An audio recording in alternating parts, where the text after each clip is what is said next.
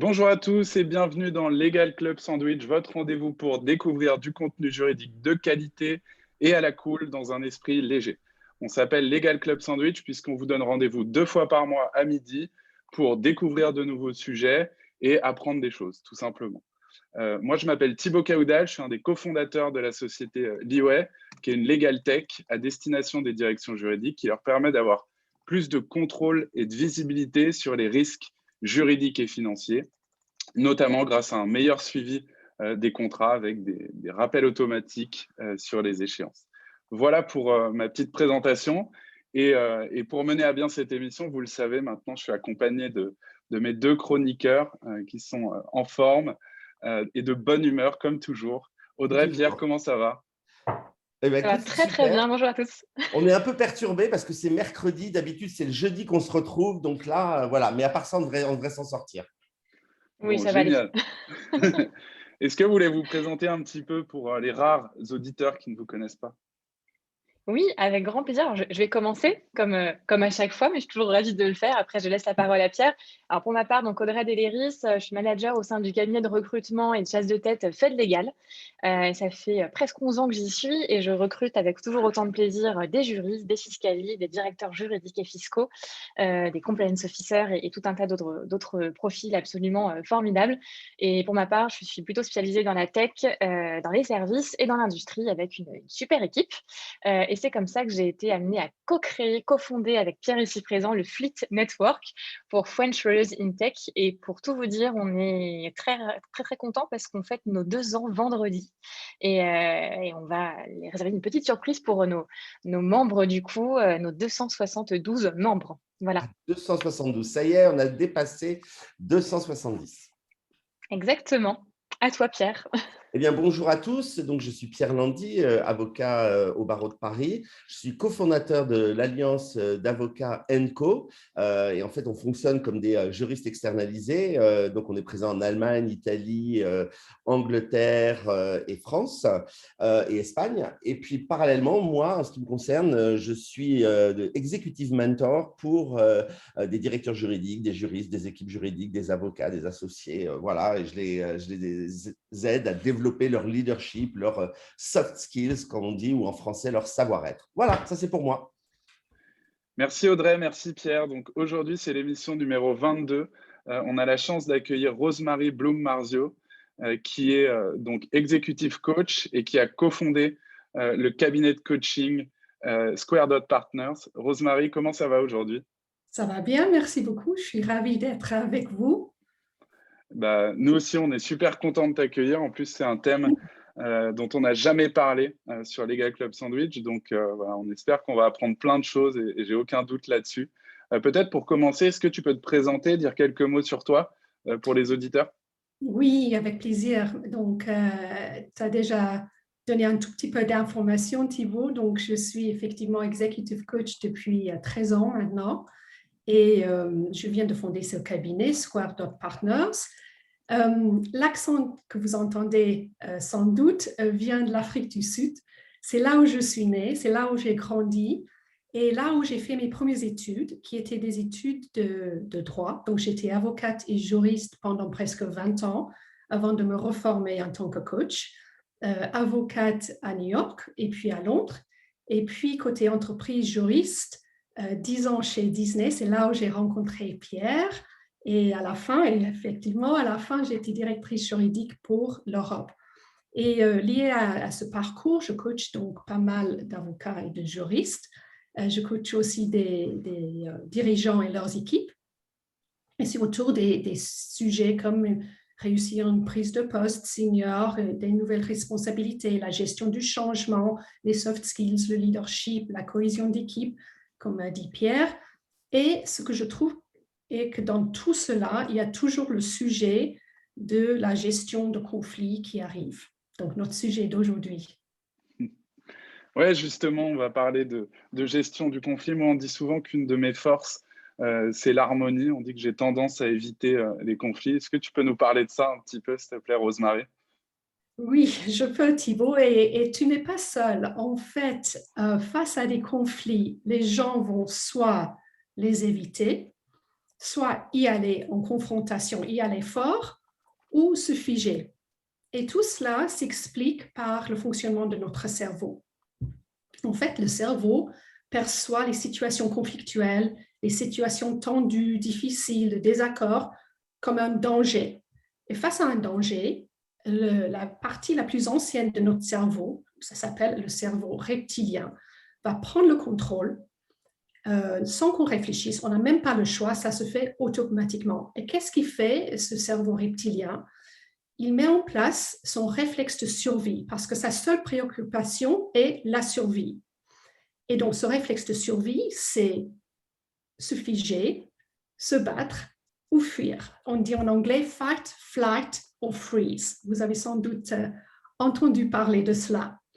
Donc, tout ça est très utile dans beaucoup de cas.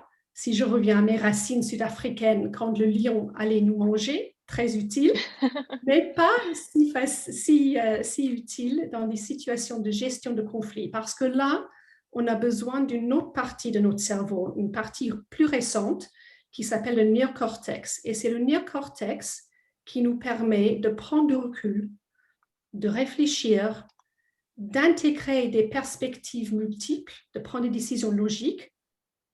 En résumé, c'est le néocortex qui nous aide le plus dans la gestion des conflits.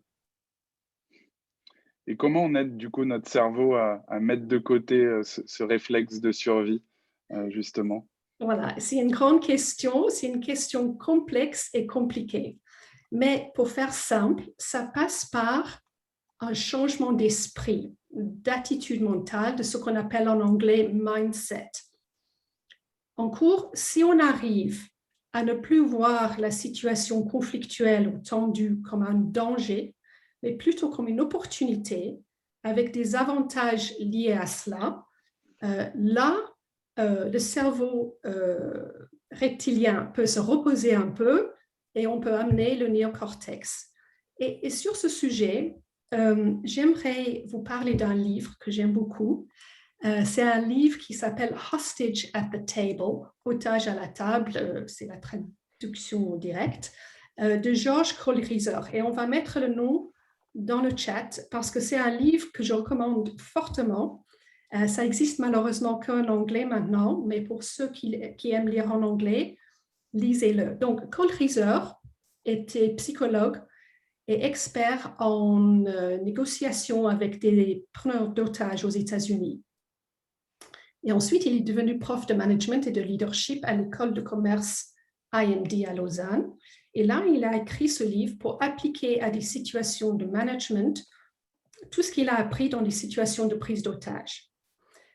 Donc, voilà le livre. Et il raconte dans ce livre qu'un jour, il était en Sicile pour animer une séance, un séminaire sur la gestion de conflits. Et tout le matin, pour se reposer, il est allé au marché des pêcheurs. Et là, il a vu des pêcheurs arrivent avec des gros poissons. Il les mettait sur la table, il les nettoyait, du sang partout, pas très joli, mais à la fin, un super joli poisson pour pouvoir faire un repas délicieux le soir. Et Kohlrieser s'est dit, en fait, c'est la même chose avec les conflits. Il faut les mettre sur la table, c'est une tâche nécessaire pour ensuite pouvoir avancer et en tirer quelque chose de bénéfique. Donc, pour lui, très important de mettre le poisson sur la table. Il dit aussi que si on ne le fait pas, on pourrait devenir otage du conflit. J'aimerais aussi vous parler d'une autre personne, aussi un livre que je vous recommande. Donc, cette personne s'appelle Patrick Lencioni. Lencioni a écrit un livre sur les 5 dysfonctionnements d'une équipe. Ça existe en français. Et lui, il parle un des dysfonctionnements comme la peur de la confrontation. Donc, pour lui, une équipe performante, c'est mettre les poissons sur la table parce qu'il y a des bénéfices qui s'en sortent et on peut parler de ces bénéfices. Il parle de ces bénéfices comme l'innovation, la créativité, les relations apaisées, plus de coopération, et de partage et moins de stress. Donc, tout ça pour dire, important où vous pouvez, ce n'est pas toujours facile, mais où possible, mais important quand vous pouvez, de mettre le poisson sur la table Et c'est un concept que j'ai travaillé avec Pierre et son équipe il y a des années quand il était chez Yahoo. Et peut-être, Pierre, tu peux nous en parler un peu? Absolument. En fait, et d'ailleurs, le livre de Patrick Lencioni et le concept du poisson sur la table, Rosemary, que j'ai appris à tes côtés, je continue de l'utiliser lorsque j'accompagne des équipes juridiques ou des directeurs juridiques, parce que franchement, ça fonctionne. Et effectivement, j'avais engagé une top équipe et tous mes direct reports étaient tous très, très forts. Mais qui dit très, très fort, dit aussi très, très forte personnalité. Et à un moment, je sentais que moi, j'entendais parler absolument tout le monde, mais en fait, ils ne se parlaient pas entre eux. Et ça commençait franchement à m'agacer. Et ce qui n'aidait pas dans tout ça, c'est qu'en plus, je déteste moi aussi le conflit. Donc, j'ai appelé Rosemary à la rescousse et on a fait un travail, on a expliqué tout ça avec mes direct reports. Et l'idée de put the fish on the table, mettre le poisson sur la table, c'est devenu quelque chose que dans l'équipe, on utilisait tout le temps pour aborder une conversation difficile. Alors, je pense que Rosemary va revenir sur comment peut fonctionner la conversation, mais en tout cas, l'idée d'approcher quelqu'un, de dire, écoute, il faut que je mette un poisson sur la table, ça met tout le monde au même moment et en état de réception et de communication qu'on va parler d'un problème conflictuel, mais qu'on va en parler comme des adultes. Et là, je te laisse de nouveau la parole, Rosemary. Merci, Pierre. Je ne savais pas ce que tu allais dire, donc contente de l'entendre. OK. Et justement, est-ce que tu as des pistes, toi, Rosemary, pour nous aider à mettre le poisson sur la table? Parce que personnellement, ce n'est pas quelque chose de très simple, en tout cas à mon niveau. Oui. Tu as des solutions, des exemples concrets à nous partager? Tout à fait. Donc, ce que j'aimerais pour aujourd'hui, c'est de rendre notre temps ensemble assez concret, que ce soit utile pour vous. Donc, j'aimerais que chacun d'entre vous, vous trois, et puis ceux qui m'écoutent, de réfléchir à une situation conflictuelle liée à votre travail, une situation de tension, de désaccord. Essayez de faire en sorte que ce soit concret. Donc, avec qui? Quel est le sujet?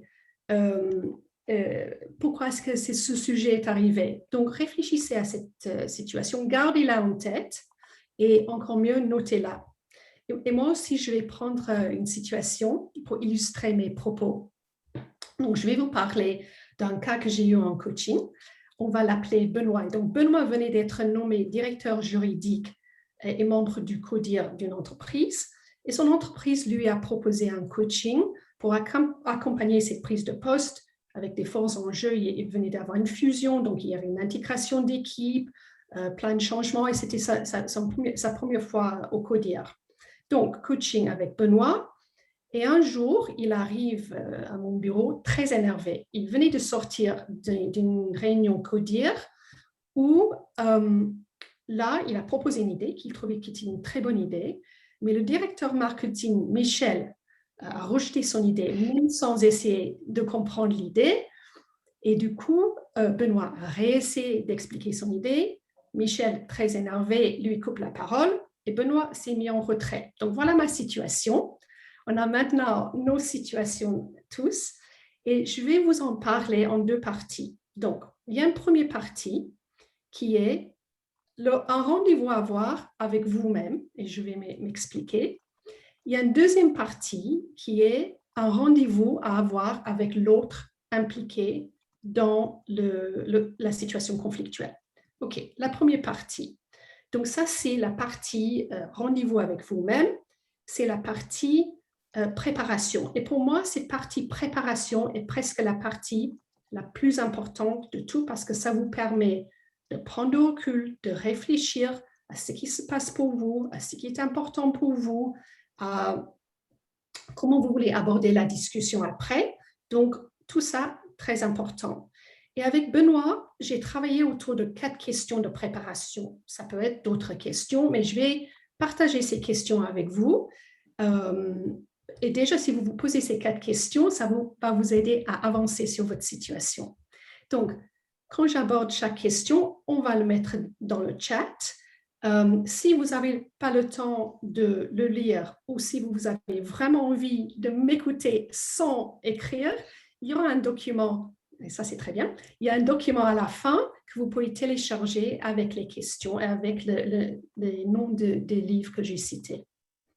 Donc, on arrive. Première question, c'est qu'est-ce qui se passera si cette situation conflictuelle n'est pas traitée. Donc, si je prends la situation de Benoît, et je vais parler de ça très brièvement parce qu'on n'a pas le temps, mais pour lui, il s'est rendu compte que s'il n'abordait pas la question avec Michel, Michel allait continuer à se comporter de la même manière, Benoît allait continuer à se mettre en retrait, et ça pourrait avoir un impact négatif sur la perception que les autres avaient de lui. Déjà, son boss, le matin, lui a dit qu'il trouvait Benoît très peu impliqué dans le CODIR. Donc, important de parler, pour Benoît de parler avec Michel. Et maintenant, je vous invite à vous poser cette même question par rapport à votre sujet. Qu'est-ce qui se passera si le sujet n'est pas traité? OK, donc première question. Maintenant, on passe à la deuxième question. Il y en a 4, comme j'ai dit. Donc, deuxième question. Et là, on revient à cette notion de changement d'esprit, de comment voir la situation comme une opportunité. Donc, deuxième question, c'est en quoi est-ce qu'il y a des avantages potentiels si vous traitez la situation? Donc, Benoît s'est rendu compte que c'était nécessaire pour lui et un des avantages pourrait être de créer des conditions pour qu'il puisse bien prendre sa place au sein du CODIR, aussi pour construire sa relation avec Michel et pour réduire son stress. Donc, il y avait pas mal de bénéfices pour lui, d'avantages pour lui. Maintenant, la question pour vous, c'est quels pourraient être des avantages potentiels liés à la situation si vous la traitez? Okay, changement d'esprit, changement de mindset. Troisième question. Quelles sont des émotions qui sont liées à cette situation? Donc, Benoît était extrêmement en colère contre Michel et il s'est rendu compte en coaching qu'en fait, comme dirait Georges Kohlreiser, il était pris en otage par ses émotions. Et ça n'allait pas l'aider dans la discussion à avoir avec Michel. Il n'avait pas besoin de son cerveau reptilien, il avait besoin de son néocortex. Donc, on a travaillé dans le coaching la gestion des émotions. On n'a pas le temps d'y aller aujourd'hui. Mais pour vous, la question, c'est quelles sont les émotions liées à votre situation et qu'est-ce que vous pouvez faire pour ne pas être pris en otage par ces émotions? Dernière question. Donc, dernière question, c'est en quoi est-ce que vous avez contribué à la situation? On a souvent tendance à blâmer l'autre, c'est la faute de l'autre, mais en fait, on ne regarde pas notre propre part de responsabilité. Dans le cas de Benoît, son idée était pour lui, pour aider l'équipe de Michel et donc impliquer l'équipe de Michel. Il s'est rendu compte après que comme ça impliquait l'équipe de Michel, Michel était surprise en rendez-vous, il a mal réagi, c'était une des raisons il a mal réagi, et que Benoît aurait pu lui en parler en amont. Donc, question pour vous, quelle est votre part de responsabilité dans la situation que vous avez évoquée? Comment est-ce que vous avez contribué? Comment est-ce que vous continuez aujourd'hui à contribuer à cette situation conflictuelle? Donc, voilà pour les 4 questions que j'ai abordées avec Benoît. Vraiment des situations-là que j'ai évoquées, des questions que j'ai évoquées avec vous, très concrètes liées à la situation avec Michel. On a aussi fait un travail en coaching qui, pour moi, est la partie plus intéressante et plus profonde, qui est comment est-ce que Benoît pourrait avoir une meilleure connaissance de lui-même, de sa façon de faire, de sa façon d'être. Donc, on a travaillé autour de la gestion de ses émotions, de comment, en général, il gère des situations conflictuelles, comment, en général, il rentre en relation au travail avec des gens, son besoin de plaire, aussi ses forces.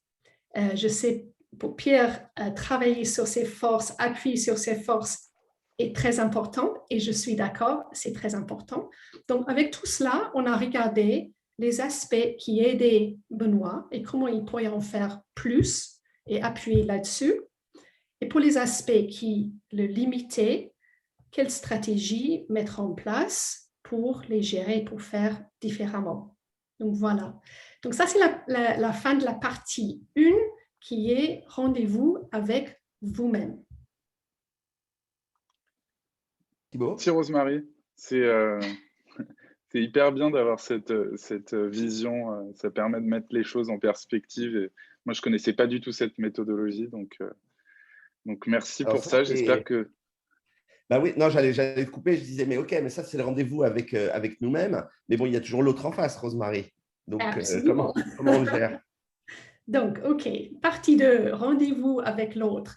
Donc, déjà, prenez rendez-vous avec l'autre. Ça peut sembler tellement évident, mais souvent, on ne le fait pas parce qu'on n'est pas confortable avec le sujet. On va choper la personne dans le couloir pour rapidement gérer la situation. Prenez rendez-vous, c'est important pour que l'autre sache que vous avez quelque chose à aborder avec lui ou avec elle, que c'est important pour vous et est là pour vous écouter. Donc, comme dit Pierre, si vous avez intégré le concept de mettre le poisson sur la table, que lui, il a fait avec son équipe, que d'autres équipes avec qui j'ai travaillé ont fait, là, vous pouvez dire, j'ai un poisson à mettre sur la table avec vous. Et là, tout de suite, la personne sait que c'est important, il faut consacrer du temps et de l'écoute. Donc, première partie, prenez rendez-vous. Le rendez-vous est pris. Juste avant d'y aller, ou maintenant qu'on n'est pas en Zoom, de faire par Zoom, prenez le temps de vous mettre en forme mentalement et émotionnellement pour ce rendez-vous. Le plus calme et centré vous êtes, le mieux vous allez gérer cette situation conflictuelle. Donc, prenez le temps de gérer vos émotions. Une idée est de prendre des grandes respirations. C'est un outil extrêmement puissant qu'on n'utilise pas suffisamment, qu'on avait pour gérer les émotions. Il y a d'autres choses que vous pouvez faire. L'idée, c'est de laisser le cerveau rectilien ailleurs et d'amener avec vous dans ce rendez-vous votre néocortex. OK. Donc là, OK. Maintenant, on arrive à la discussion, à la conversation elle-même. Un vaste sujet, comme tu as dit, Pierre, pas facile, et un sujet qu'on pourrait aborder pendant des jours. Mais il y a 3 éléments que j'aimerais que vous retenez et que je vais illustrer par une anecdote toute simple pour essayer de vous montrer en quoi ces 3 éléments sont importants. Donc, voilà l'anecdote. Un jour, un soir, en fait, Claire rentre du bureau, très fatiguée, et elle voit ces 2 filles qui sont en train de se battre pour le seul orange qui restait à la maison. Elle ne comprenait pas. Elle était fatiguée. Elle avait juste envie de couper l'orange en 2 et de dire, voilà, moitié chacune.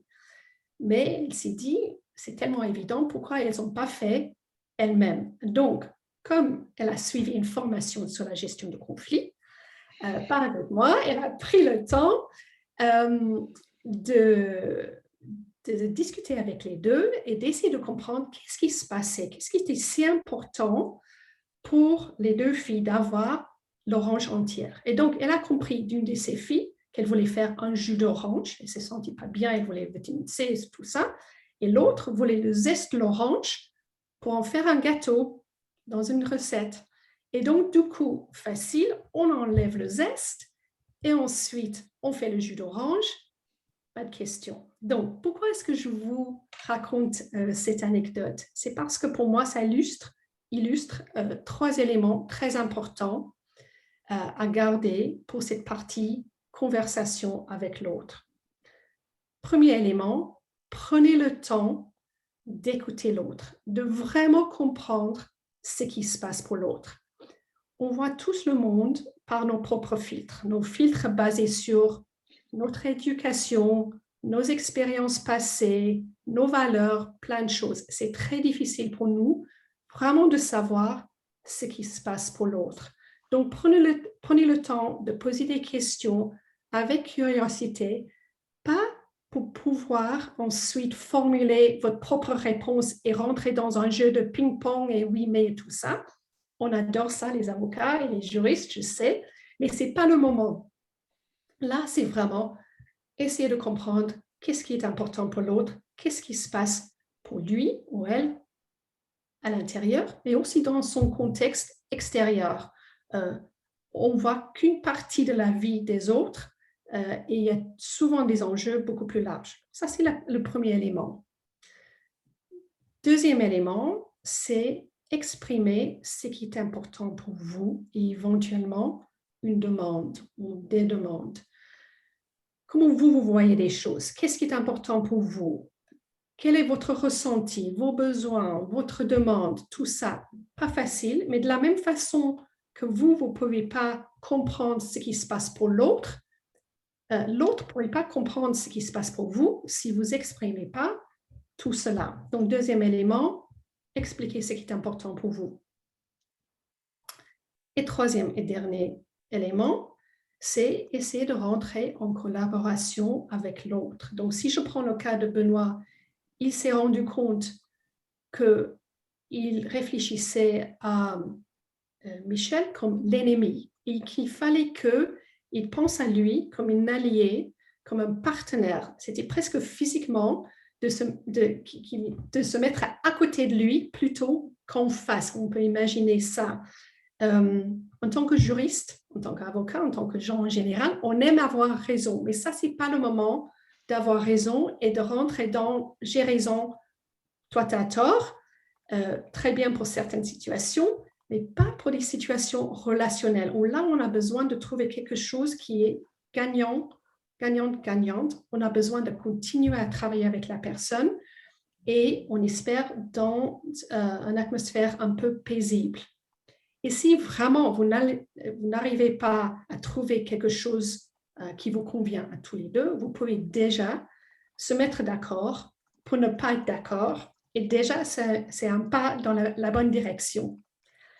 Juste pour terminer sur l'histoire de Benoît et Michel, vous serez sans doute soulagés de savoir qu'ils ont eu leur conversation, que ça s'est bien passé, que surtout, ils se sont mieux compris. Et ça, c'est la partie la plus importante. Et basé là-dessus, ils ont pu trouver une façon de travailler ensemble et de collaborer ensemble. Donc voilà pour la partie 2, le rendez-vous avec l'autre. Merci Rosemary, c'était génial. Est-ce que tu as peut-être un message du coup à faire passer pour, ou un mot pour clôturer tout ça? Oui, qu'est-ce que j'ai envie de dire? J'ai envie de dire deux choses. D'abord, le conflit, les situations tendues, de désaccord fait partie de toute relation humaine. Donc, on va tous être confrontés à cela.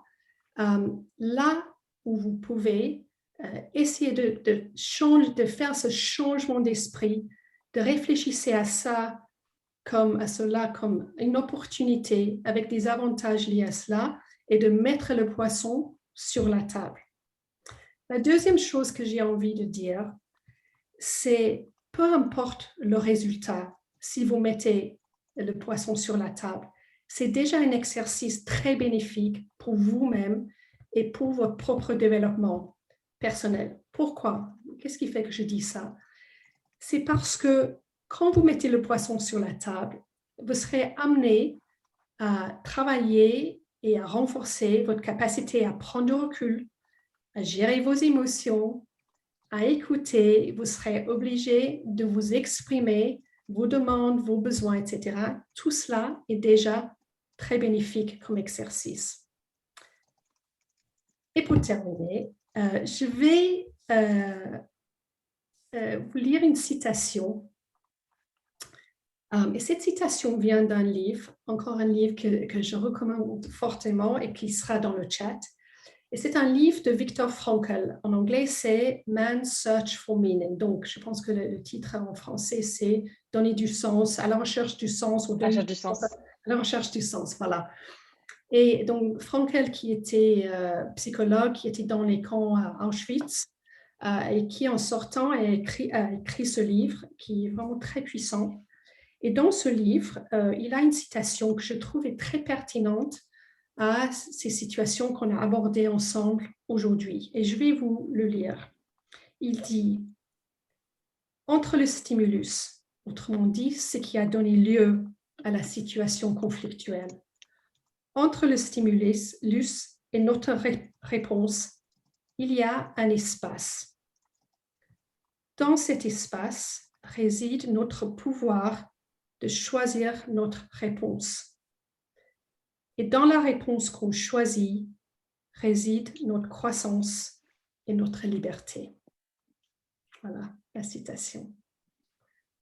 Et merci. Très vrai. C'est très vrai. Ouais. Et je vous confirme, pour l'avoir appliqué grandeur nature, que ce n'est pas forcément simple, parce que moi aussi j'ai harmonie comme toi, Thibaut, mais lorsque on se met d'accord avec une équipe, avec des gens que voilà, on va tous les deux être d'accord pour trouver une façon de résoudre le conflit, c'est une méthode qui fonctionne parfaitement et donc on peut avancer. Voilà. Ça donne vraiment très, très envie et je vous ai retrouvé la citation qui est très vraie. Je vous la partage de suite. Voilà. Merci, Audrey. Et je crois que c'est à ton tour, Audrey. C'est l'heure de ta chronique. Tout à fait. Tu dois envoyer ton générique. Pour ceux qui ne savent pas, Audrey et moi avons une chronique dans chaque émission de Club Sandwich tous les 15 jours et nous avons nos jingles. Voici celui d'Audrey.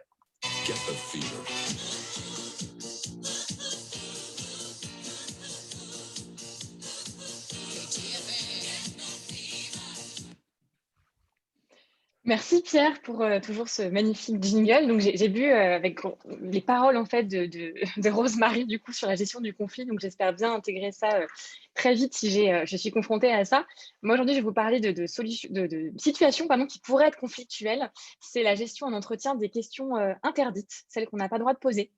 C'est vrai qu'en entretien d'embauche, c'est vraiment un moment d'échange entre un candidat et un futur employeur. Et quand on est recruteur, on a envie de poser plein de questions aux candidats. Racontez-moi vos expériences, comment vous avez négocié tel ou tel dossier, le nombre de personnes que vous avez managées, pourquoi vous avez quitté cette société, et puis qu'est-ce que vous aimez faire dans la vie? Ah oui, aussi, est-ce que vous avez des enfants? Aïe, est-ce qu'on a vraiment le droit de poser ce genre de questions? Oui, il existe encore des gens qui posent ces questions, mais c'est vrai qu'on a envie de tout savoir sur cette personne formidable qui est en face de nous. Il ne faut pas oublier le code du travail.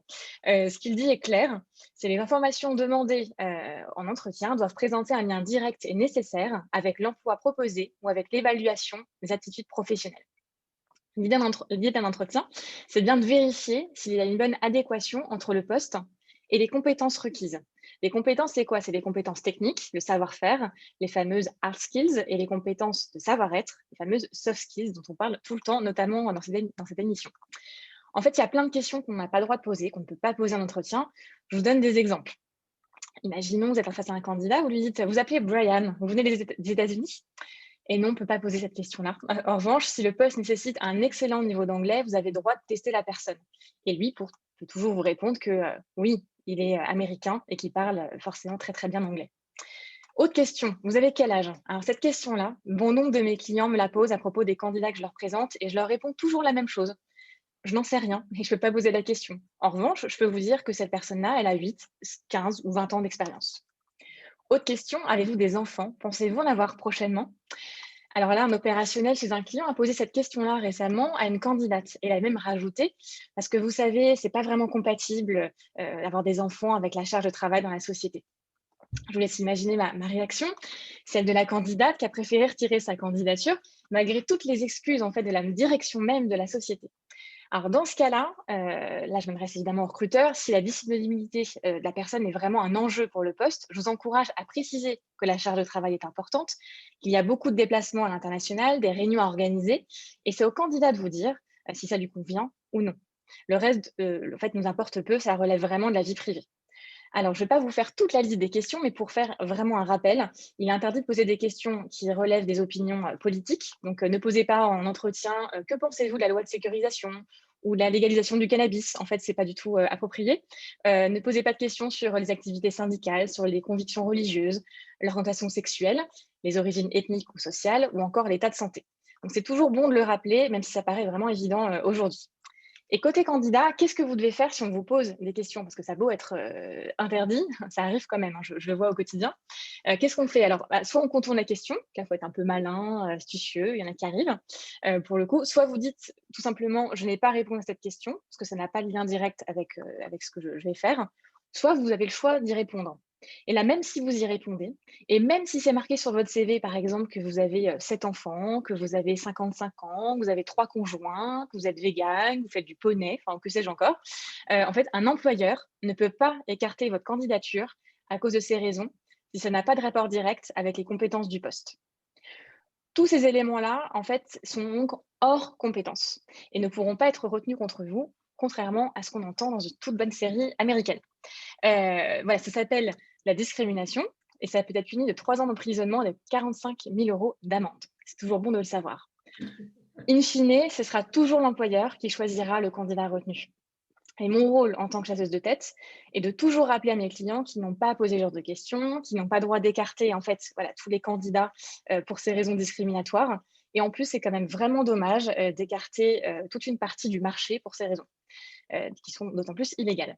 L'idée, c'est déjà de trouver un candidat compétent, professionnel, qui matche bien avec l'équipe existante, qui colle au budget au niveau de la rémunération. Puis s'il est sympa, c'est quand même vraiment mieux. C'est tout ce qui compte en fait. Et c'est vraiment, vraiment déjà beaucoup, je vous assure. Donc, à toi de jouer, Pierre, maintenant pour ta chronique. Merci Audrey. Bon, alors je ne poserai plus la question aux gens s'ils ont un poney. J'ai bien compris, j'ai bien retenu. C'est Et je la interdit, poserai Pierre. plus. Jingle de ma chronique.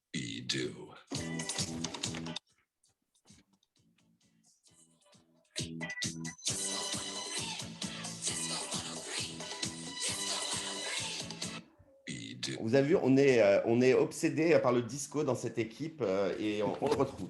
Aujourd'hui, moi, je vais aborder la question du changement de carrière parce que vous savez ce moment-là où chaque matin, vous sentez la fatigue, le découragement, le bureau, le temps semble s'étirer, chaque minute dure 1 heure, ou alors vous avez simplement fait le tour de votre poste, vous avez envie de gagner plus d'argent, vous avez envie de réaliser un rêve d'enfant, piloter des avions, que sais-je, vous exercez un métier qui ne vous plaît pas, vos convictions, vos valeurs sont en désaccord avec celles de la société, ou tout simplement, vous voulez créer votre entreprise. Bon, eh bien, évidemment, ça, je trouve c'est formidable, on peut le faire et surtout, c'est même encouragé. Il n'y a pas de raison de rester des années dans un job qui ne vous plaît pas. Mais mieux vaut ne pas le faire totalement n'importe comment. Donc, je vais vous donner quelques étapes rapidement parce que je vois tourner l'heure de ce que vous pouvez faire. Bon, bah, tout d'abord, c'est pas mal de faire un bilan de compétences, même si c'est avec vous-même, mais faire une période d'introspection. Je rebondis un peu sur les introspections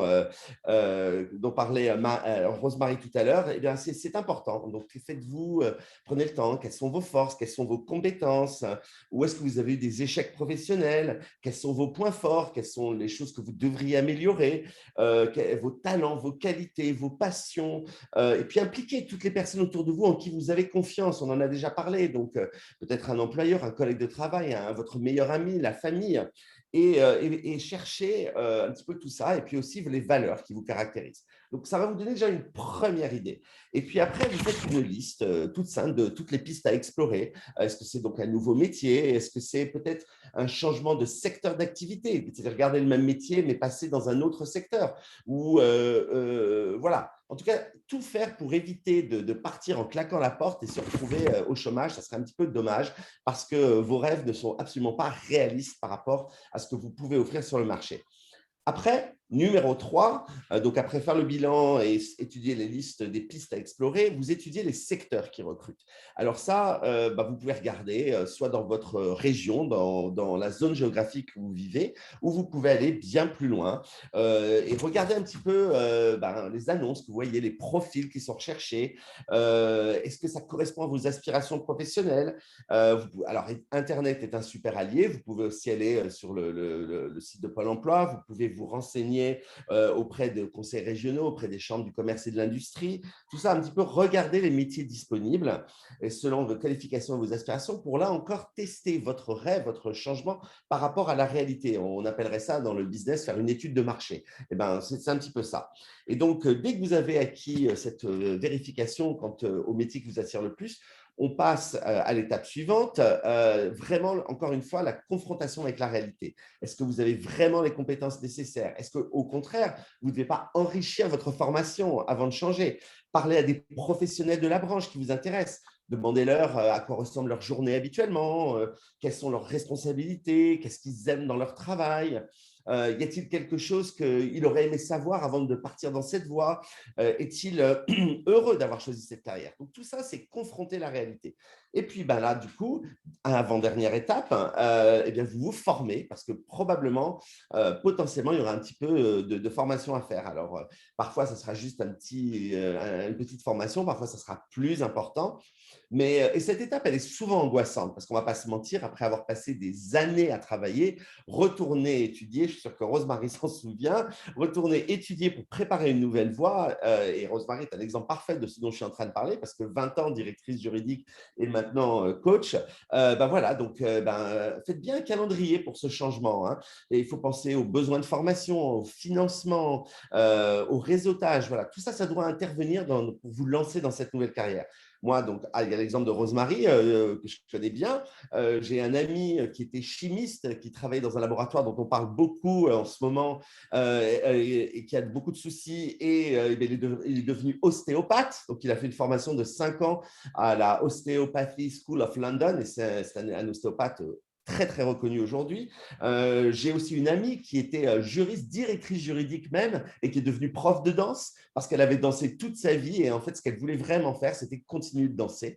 Donc, elle a fait la formation pour devenir professeure de danse et elle a réussi. Donc, vous voyez, c'est complètement possible, ces virages à 180 degrés. Voilà, il faut juste être patient, faire le travail nécessaire, être réaliste. Il faut connaître les métiers d'avenir. Il n'y a pas d'âge pour se reconvertir, ça je peux vous l'assurer. Ça peut être une seconde chance, un nouveau départ pour vous. Alors, allez-y.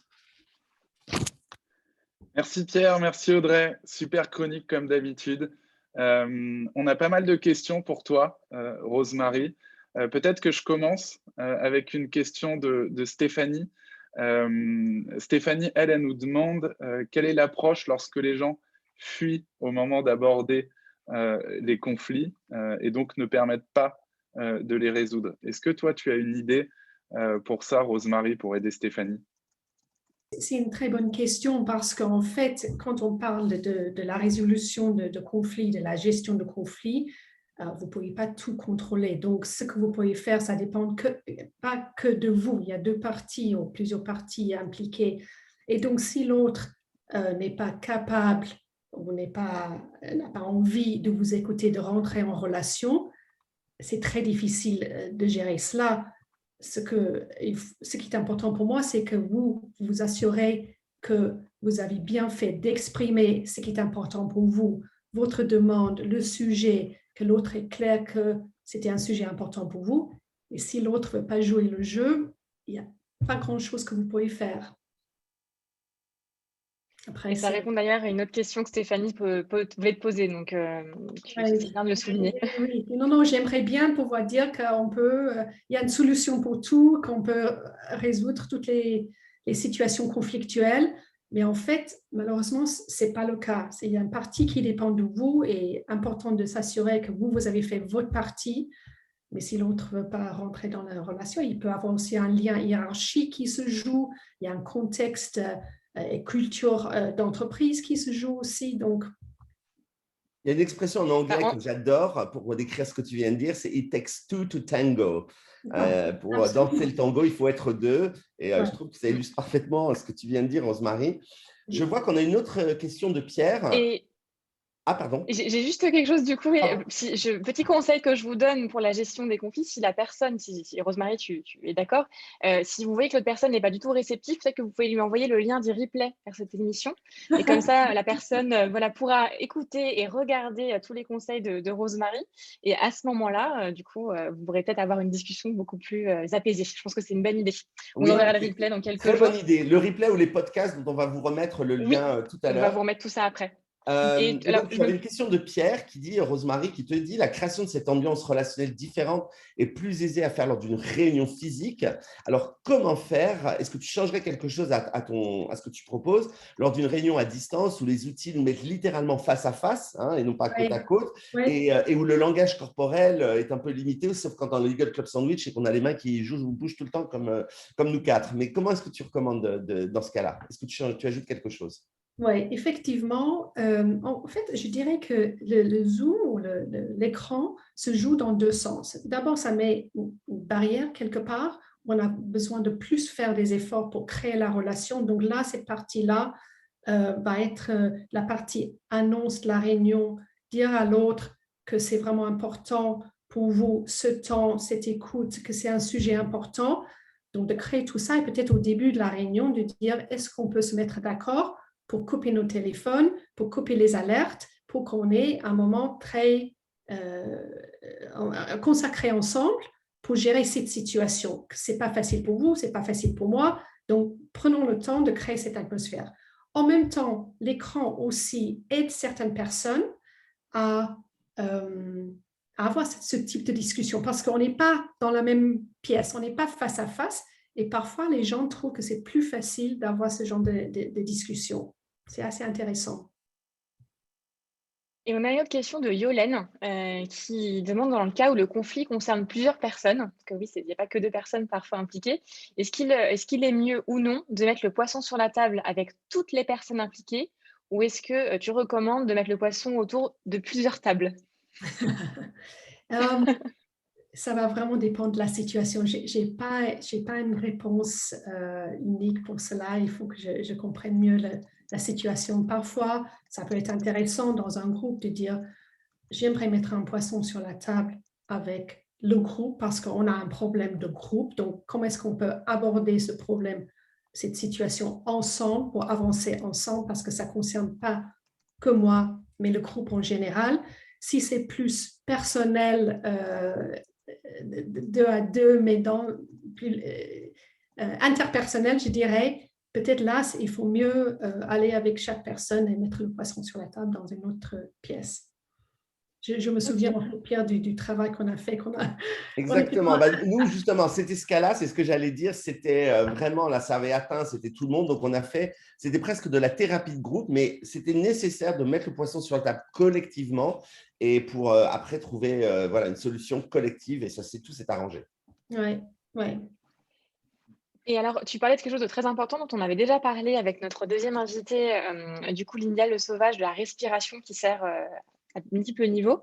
Est-ce que tu aurais des exercices de respiration à conseiller ou des choses, est-ce qu'on rentre, c'est un participant mystère qui, du coup, j'ai pas le prénom, donc nous pose la question, est-ce que avant de rentrer un peu, peut-être pas dans l'arène, parce que justement, l'idée, c'est d'avoir un échange constructif, mais tu conseilles de respirer. Est-ce que tu as des conseils même très concrets, des exercices particuliers sur la forme à avoir sur la gestion de ce conflit?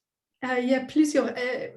Déjà, juste prendre le temps de faire 6 grandes respirations où vous respirez derrière par le spine, le dos en fait, le spine, pardon, je ne trouve pas le mot en français. Et donc, vous mettez plus droit et en expirant, je ne trouve pas les mots en français en ce moment, you soften, je vais dire en anglais, you soften the front. Donc, pour couper court, il y a des sites où ils préconisent des exercices de respiration. Il y a quelqu'un qui s'appelle le Breath Guru et je peux regarder son site pour vous donner le lien. Mais là, il a plein d'exercices regardez en général, il y a beaucoup d'exercices à faire. Mais le plus important, c'est de prendre le temps, de prendre quelques grandes respirations et c'est cette prise de recul et d'éviter le cerveau reptilien de rentrer directement dans le rendez-vous avec vous, de laisser derrière la porte. Breath Guru, voilà, c'est ça. Merci beaucoup, Rosemary. J'ai mis le lien de breathguru.com sur. Merci. Je l'ai trouvé. On a aussi une question du coup de Marie-Christine qui dit « Est-ce à dire qu'en ce cas, la seule issue est de fuir soi-même » en référence à l'éloge de la fuite de Henri Laborie. Est-ce que tu as quelque chose à nous dire dessus, sur le fait la seule issue, c'est de fuir soi-même? Parfois, oui. Parfois, si on est dans une situation, malheureusement, dans une situation conflictuelle, on a tout fait pour essayer de résoudre ce conflit, ça ne marche pas, la personne n'écoute pas, n'est pas capable d'écouter, etc., où il y a une culture. Donc là, une décision difficile à prendre. Soit vous vous dites, j'ai tout essayé, mais je veux rester quand même parce qu'il y a suffisamment d'avantages, des choses positives dans ce job pour moi que je peux vivre avec la situation conflictuelle. soit malheureusement, c'est le moment de prendre les conseils de Pierre et de réfléchir à autre chose. Ok, Donc, dans ce cas-là, juste pour terminer, dans ce cas-là, pour moi, ce n'est pas une fuite, c'est une décision réfléchie et consciente, et c'est ça qui est important. d'accord. Peut-être une dernière question, Audrey, avant qu'on conclue. Oui, et c'est Benoît, du coup, qui nous pose la question, est-ce qu'un conflit, ça peut se perdre? Et dans ce cas, n'est-il pas préférable de faire perdurer le statu quo NT? Parfois, absolument. C'est dans cette question, cette partie de préparation, où vous prenez du recul, où vous vous dites, vous posez ces questions, et une des questions, c'est est-ce que ça, c'est une bataille à choisir? C'est toujours, on dit en anglais, choose your battles. C'est pas à chaque fois que vous allez mettre le poisson sur la table, c'est à vraiment réfléchir quels sont les avantages, quels sont des points négatifs potentiels, est-ce que c'est quelque chose qui pourrait partir avec le temps? Tout ça est à réfléchir. Ce n'est pas systématiquement que vous allez mettre le poisson sur la table.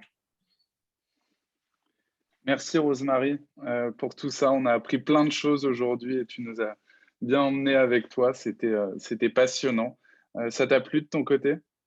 Oui, c'était un grand plaisir. Le seul, je pense, c'est en vous écoutant, le seul poisson que j'ai à mettre sur la table, c'est que vous ne m'avez pas permis d'avoir mon propre jingle que je voulais, qui annonçait à tout le monde.